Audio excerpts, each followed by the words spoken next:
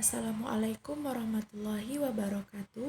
Saya Hanifatul Hasanah dengan NIM 21042151 akan mempresentasikan materi mata kuliah Sistem Informasi Manajemen dengan dosen pengampu Bapak Permana STMT. Materinya yaitu tentang sistem pendukung manajemen.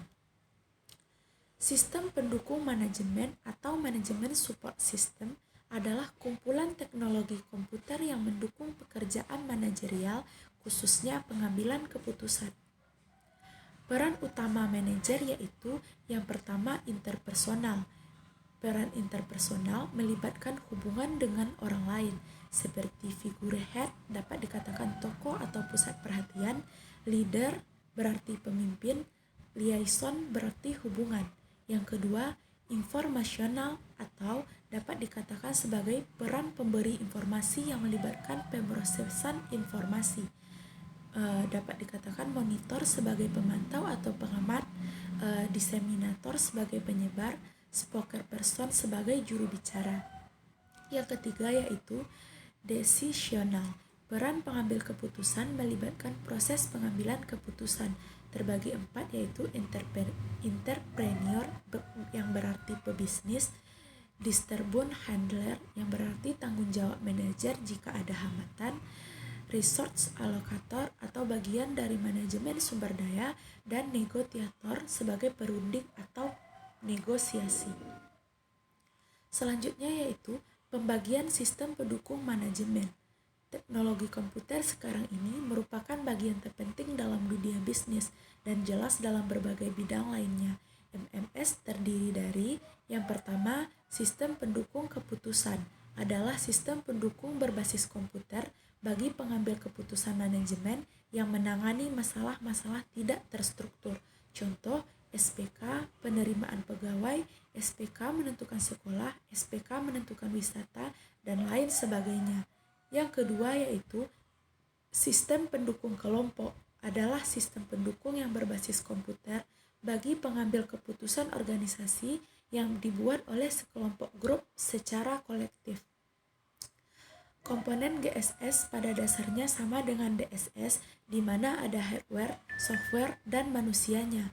Tetapi sebagai tambahan pada GSS ditambahkan dengan lingkungan kolaboratif, komunikasi, dan teknologi jaringan untuk menangani partisipan dari tempat yang berbeda.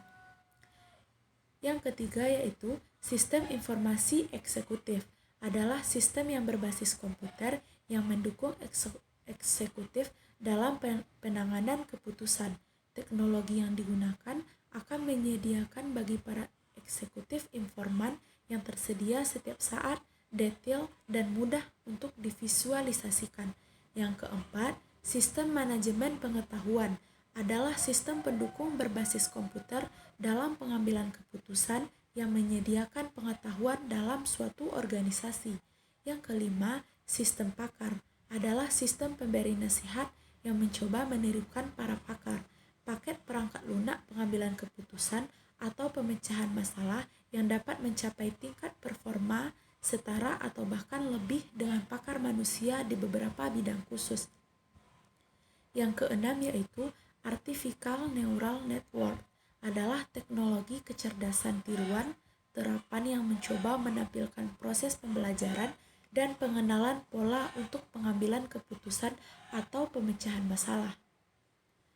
Adapun pekerjaan administrator atau manajemen antara lain sebagai berikut: mendefinisikan dan merawat data, mencari keselarasan bila terjadi konflik, mendefinisikan dan merawat fungsi, prosedur, dan standar pusat data, membuat pusat data tersedia dan siap pakai, membantu pemakai dalam pemakaian pusat data, merawat integritas data, mengawasi operasi dan menganalisis hasil kerja, mencatat dan menyimpan peristiwa yang berhubungan dengan pusat data sehingga dapat diketahui asal-usul sebuah bencana, meningkatkan efisiensi kerja operasional baik dari segi pemakai maupun dari segi pusat data itu sendiri.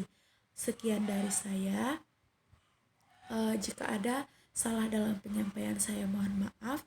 Terima kasih. Assalamualaikum warahmatullahi wabarakatuh.